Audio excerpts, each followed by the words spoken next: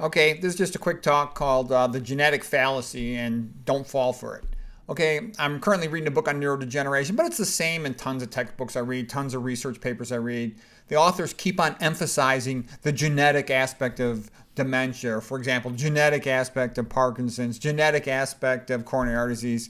And I just want to let you know, in case you haven't figured this one out already, that's mostly just BS, okay?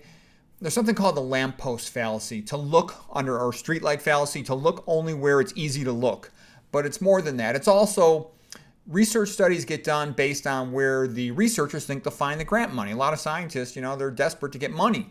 And because of that, they're not seeking to really understand the disease or figure out the truth of the disease or really help the patient. They're just trying to figure out, how can we get grant money? If we study the genetic aspect of the disease, we can get money.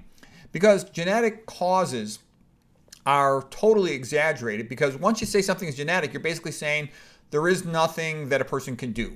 Therefore, they must take the pill or have the surgery.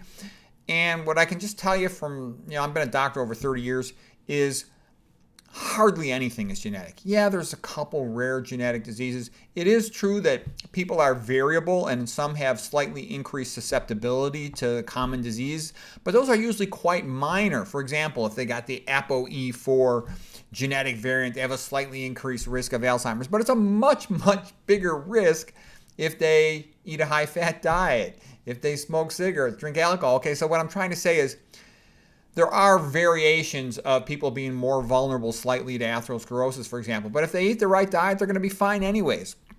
So I tell you that because you're going to hear genetic medicine, precision medicine, all these other things. And, it hasn't changed diet and health, what makes you healthy.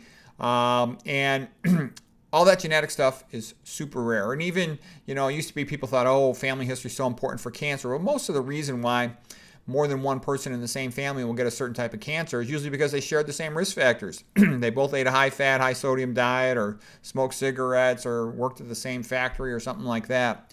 So that's the point of this lecture. Hardly any disease is genetic, or the genetic variations, they're present, but they're minor contributions. There's plenty of exceptions to what I just said, but in general, that is true.